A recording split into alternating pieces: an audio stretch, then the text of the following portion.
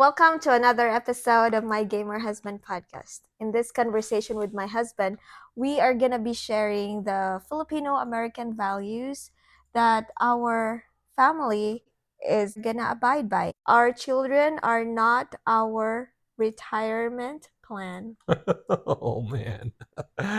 Oh, that is one of the biggest cancers of any involvement with the Filipina is that she's been ingrained since birth, literally groomed from childhood. That was that uta umalong. Utang na loob or Yeah. honor thy parents. Yeah. Hey, honor thy parents in the Lord, for this is right. But guess what? Parents provoke not your children to anger. And it's not for the child to make way for the parent. You go look at any biblical example you can dig up, and it's always the parent leaving on a legacy, giving a blessing, turning an inheritance and a wealth, basically toiling their whole lives so that they can pass something on generationally. Mm-hmm. I said generationally. Anyways, yeah, no, in the Philippines, it's not like that. It's, oh, I had kids. That's my retirement plan. I'm not going to save or work hard or nope. The day they turn 18 and they got a job, I'm going to retire. I don't care if I'm 40. I'm going to retire. Mm-hmm. And they just sit there and they squat on top of their children and they milk their children, especially the one that they can pressure the most, which typically does end up being the female. Mm-hmm. The one that's impressionable and easily mentally abused and blackmailed.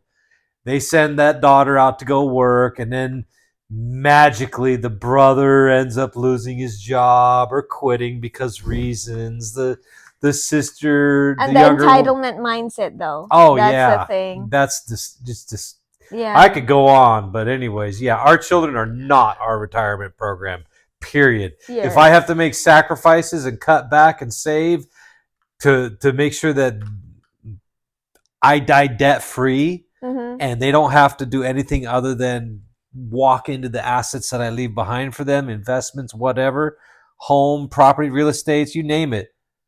It's just so gut-wrenching and heartbreaking whenever a parent said to a child, when the child finally put his foot on the ground and say, no, this is enough, this has to stop, then the parents, usually Filipino parents, would normally say, you're not gonna be where you are right now if not for me, because I sent you to college, I supported you, and this is how you're gonna repay me. I gave a couple hundred pesos a week so you could go to college, but now I want to have tens of thousands of pesos a month in return. Mm-hmm. You've already gotten your return on investment, and that's a disgusting attitude anyways. You don't put your kids in college and take care of them just so that you can sit there and squat on top of their hard work.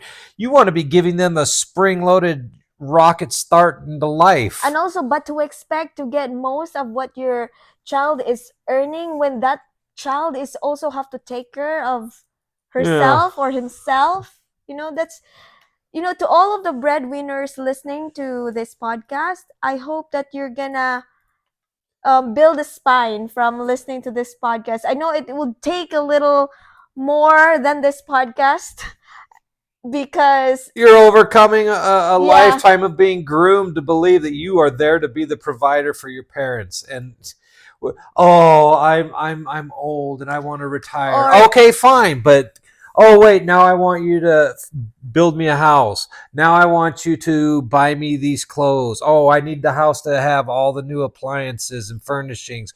Oh, I feel like going on a vacation. Oh, I'm taking a trip next month. Another worry, husband. Yeah, what? Another worry for breadwinners why they are not putting a stop into this is because, oh, if I disobey, if I stop providing what they're asking, they're gonna say that, oh, you are dishonoring your parents. God will rain down curses, or God will no longer bless you, or something to that effect. Oh, God's going to bless you so that you can shower me with welfare, because I'm certainly not being cursed for being a lazy bum who just sits around and collects everybody else's labor.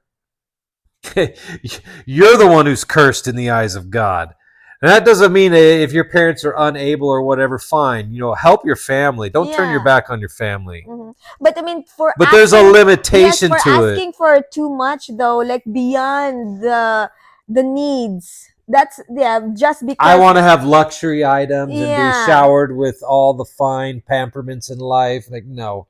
And anyway, I think we already consumed 5 minutes just on this topic Well, alone. it's the truth. I mean, Oh my for god. whatever reason, I don't understand. Like, but it is bragging rights. Oh, my daughter gives me 20,000 pesos a month, and these bums go around the barangay bragging to Okay. all the neighbors about how they have it so good, and they just sit back and collect while their child goes out and earns and works for them. And then same the siblings. All right. Like I said, all the mooches start collecting around the one house and the one family member who has to just sit there and go out and earn continually.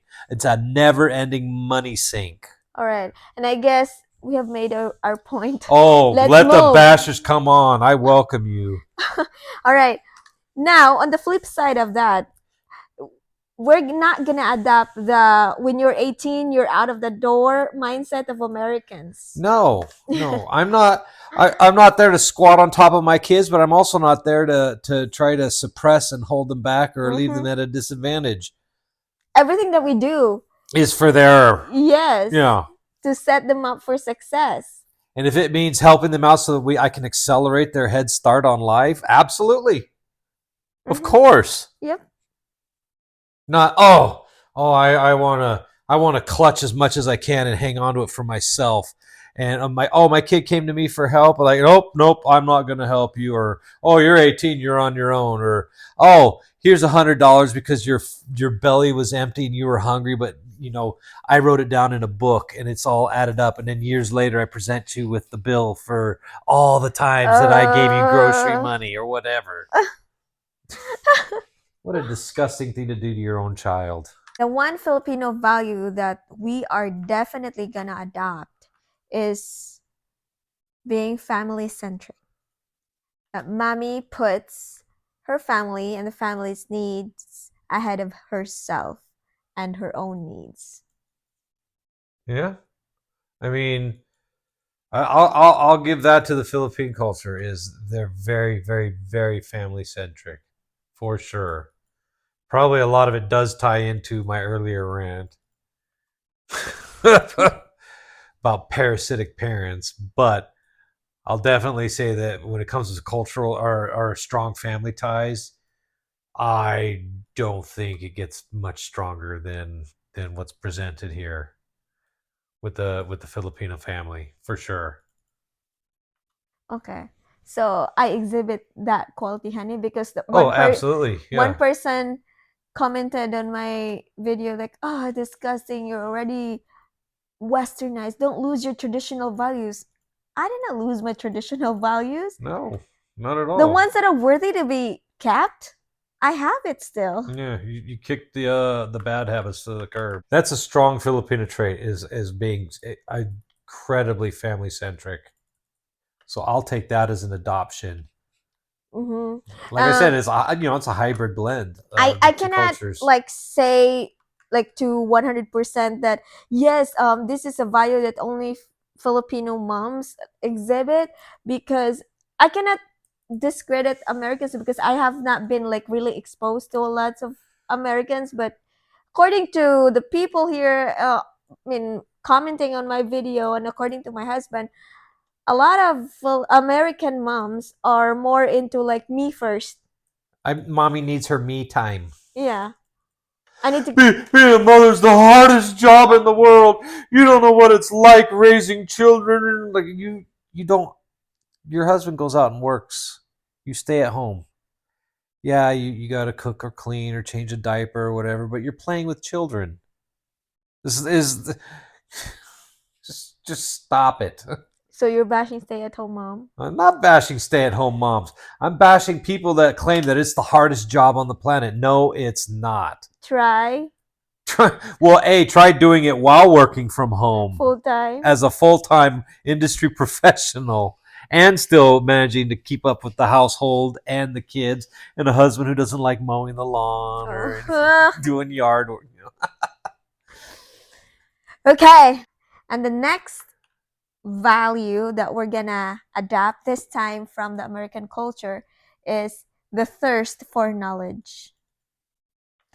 We're gonna model to our kids that they need to aspire to learn more, especially in this day and age. Access to information and knowledge is so easy, like right in the palm of your hands.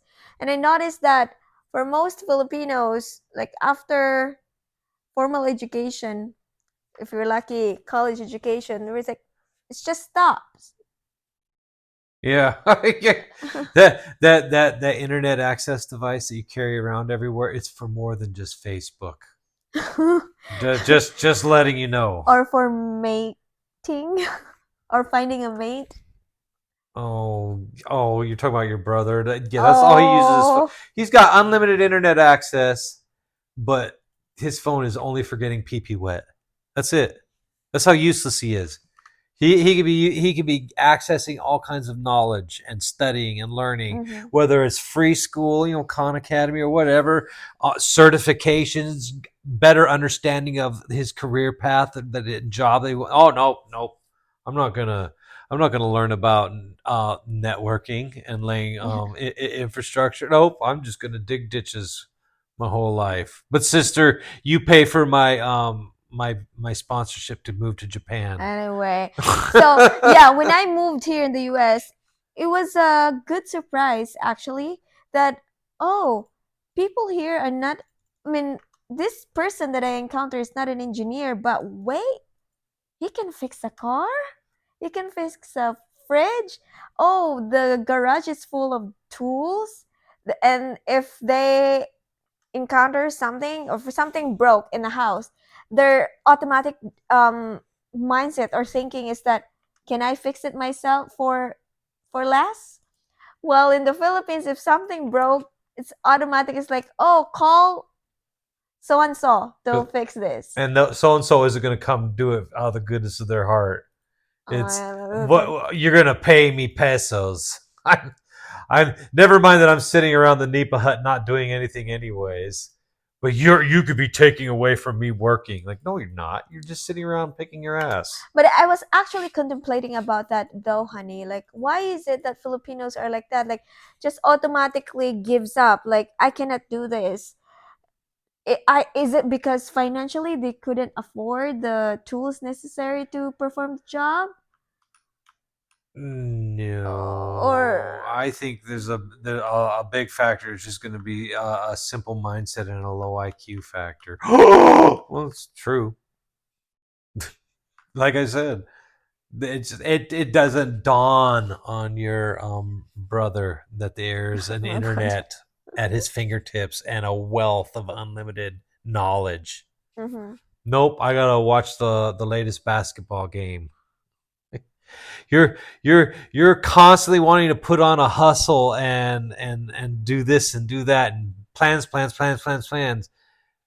but they all rely on, hey, big sis, loan me money, give me money. I want you to go be the one who puts forth effort while I just sit back and collect. Okay. All right. Next is definitely no to living for the here and the now. What have you observed, honey, so far with my culture? Oh, it is today and today only. No planning or saving or sacrificing so that tomorrow will be a better day. Nope. I want to borrow money from you. Oh, I want to go to the sorry store and get this thing on credit and that thing on credit. And I'll promise up and down how I'm going to pay you back. The truth is, no, you have no intention. Oh, it's Fiesta. We're gonna plow through all the food and little bit of cash we have now for Fiesta. Yeah, there's no concept of like planning ahead No restraint or whatsoever. preparing for the future. In fact, the concept of insurance in the Philippines, I mean, to some degree, it's like a a taboo. Like if you offer somebody an insurance, like, hey, have you considered getting an insurance policy for yourself? What? No, don't say bad things. Okay. No, I'm not gonna die yet. It's You it, know. it's CYA, cover your ass.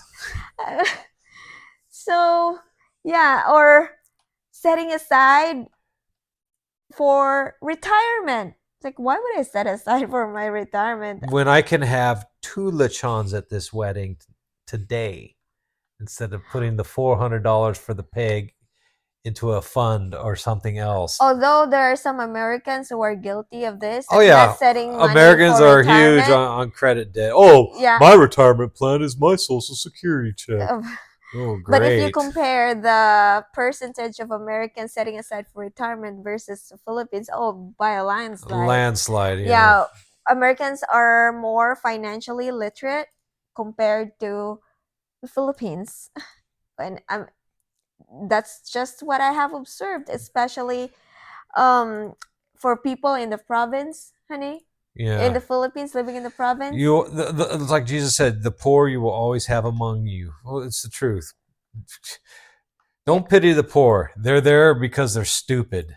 Yeah. That's all there is to it. They don't have the foresight to or drive to dig themselves out. They live in the here and the now. Well, how could you say? Because I've been homeless before and poor. I know what I'm talking about. Hitting rock bottom because of the choices I made, and or situations that were out of my control, but I didn't have a proper safety net in plan. And this is a challenge for us, though.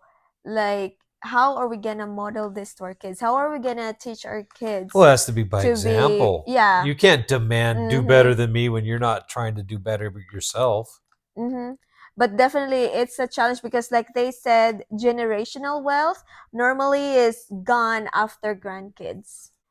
An American trait that we're gonna adopt is we have adopted. Okay.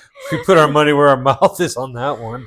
No credit policy, no loaning of money, even to relatives and to, especially to friends.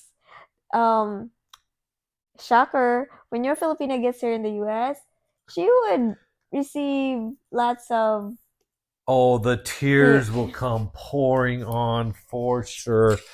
Every people who she hasn't talked to since college or high school will be hitting her up and like, oh, you want to be the godfather for my child, and what are you going to get me for Christmas? Oh my God, yeah. Oh, I want to start a sorry store. I need you to loan me and finance it. Oh, I want to add a liquor component to my sorry store, and I want you to finance it. We'll split the profits, I swear. Oh wait, I gave shit out on credit, and now I need to dip into your side of the profits to cover that. Oh, and I gave that out on credit too, and I sunk myself even further with the bad idea that was already bad, and you told me not to do it, but I did it anyways.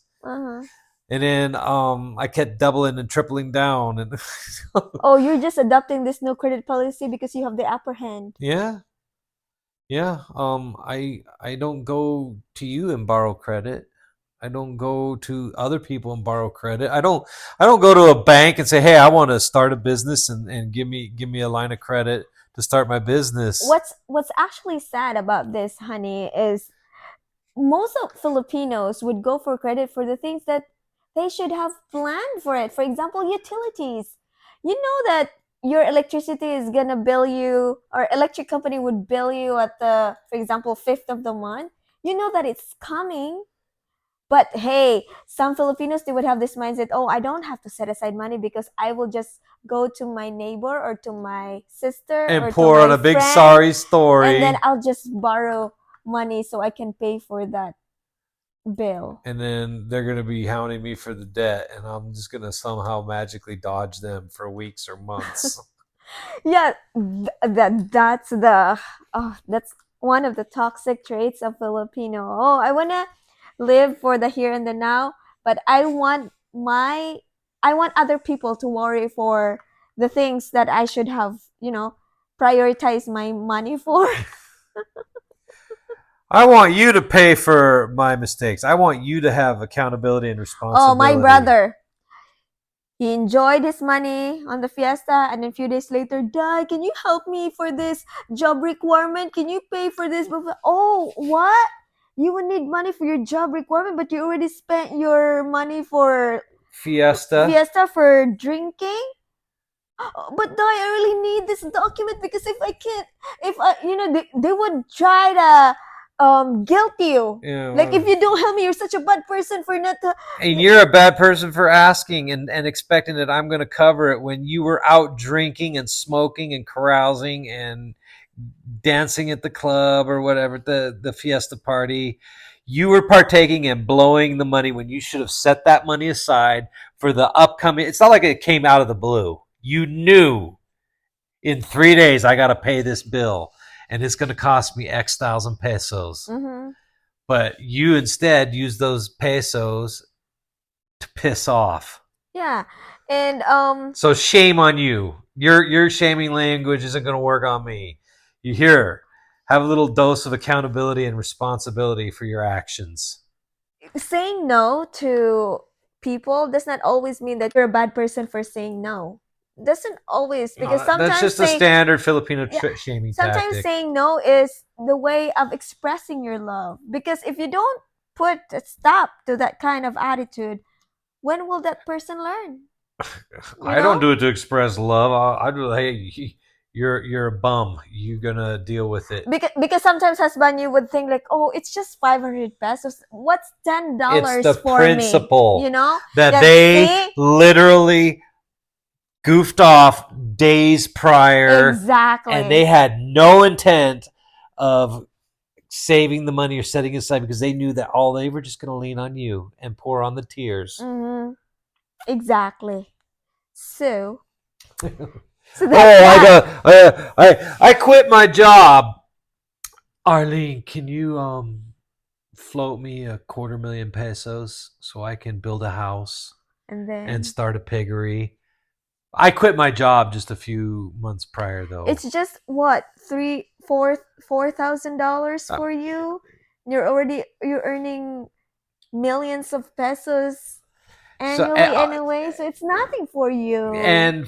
and for your own good, you earn it and work for it because you're gonna pay it back to me never, anyways. Oh, I have another story. I have a friend, and somebody asked, try to hit her up for 20,000 pesos. Uh Oh, no, huh. no, no, not 20,000 pesos. She gave that person 20,000, but that person originally asked for 200,000, I think. And guess what? That person did not even pay the 20,000. Like, how much more if she Two gave hundred thousand 200,000? Oh my god. So, yeah, because people would think that if you're in America, you are loaded. Nope, not not. I mean, yes, we have money, but we also have needs, bills. And then this bills. other thing called responsibility Yes, and and ownership. And my actions have consequences. yeah, and that's why you really need to budget. You really need to plan for where your money to go, because if you don't have plan for your things, other will have Well, you plans notice for how your when you tried to things. do 2025 budget planning, you were asking about helicopters and I deflected. Y- I I know haven't had my answer yet back from Saab it's on what gonna the be a cus. battle. I'm no, I don't think it'll be a battle. Okay. 'Cause I got a nice fleet already, and I have I have like a crowning jewel I want to put on top of it or whatever you want to call it. But then you're like, this is small sub. I want a big sub as my crowning It jewel. is. It's going to be I sent the email. It's a Genesis Sport, but I asked what for them to come up with a cosmic paint job with a Mm, high gloss automotive finish, and the primary colors are going to be purple, pink, and blue, mm. and Kyle Stacy edition tri blades. So I want to do a hybrid of a Kyle Stacy tri blade 700 Il Goblin and a Goblin Sport body. Okay. All right. So, and I think we're And maybe gonna. a Spirit radio on top of that and a Spirit system so we don't crash it in the ground and you know. Wreck a $5,000 helicopter. Okay, so lastly, we're gonna have a refined approach to um the American way of like you cannot visit out of a whim or in a whim.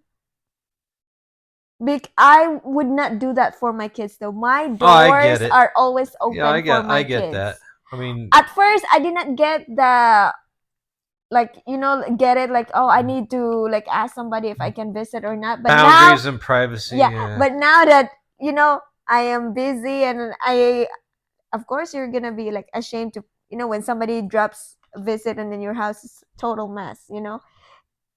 Like There's the time our neighbors there's came over to visit and oh my snow god. came down the hallway and she was either naked or a poopy diaper or I something. was 1 month postpartum. My husband was napping, and then the kid was napping at the time. So I was like, okay, I'm gonna wash the dishes. So I was cleaning, washing the dishes, and then the neighbor came, and then because they were bearing gifts, I felt ashamed not to welcome them in, and as I was welcoming them in, then my daughter came out of her room, and You could just smell her poopy diaper. yeah, When and I was in the next room in my underwear sleeping on the couch.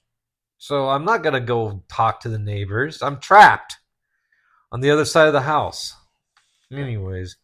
So yeah, coming in unannounced, I guess that's a double-edged sword, you know. yeah, but for our kids, I'm no yeah, matter it's a situation, yeah, I'm gonna. They're welcome to come. yes, Yeah.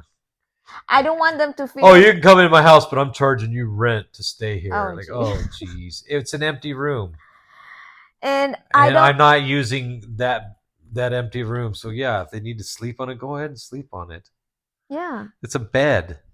It's I want them to feel that we are always the first person that they can go to I'm not gonna whenever. secretly present them with a bill 6 months later and like, all right, here's all the thousands you now owe me because you've been living here rent free. Like, how about announcing that instead? Yeah. My kids aren't my retirement plan, like I said already. Mm-hmm. And oh, I'm poor. Like, no, no, I'm not gonna buy that excuse. No.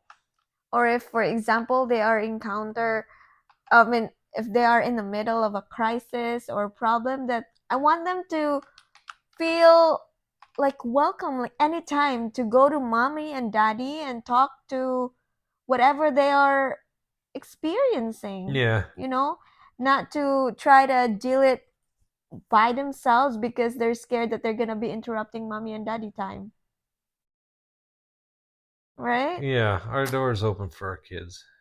Yes, in fact, our ultimate dream house is a golden eagle lag home that can accommodate our grandkids, that they would always look forward for Christmas, Thanksgiving, or birthdays. Oh, it's time to visit grandma and grandpa Out in and the country, out and in the yeah, I country. have like Yeah. 30, 40 grandkids or whatever.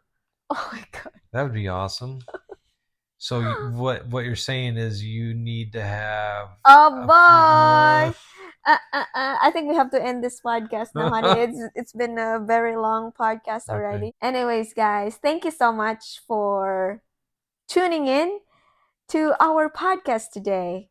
Now, Is if it a you podcast? Podcasts are audio well, only. I still want to call it a Oh, podcast. okay. Because it's a YouTube Now, video with one person on video and then the other person mysteriously off camera, okay, if not you are doxing not themselves.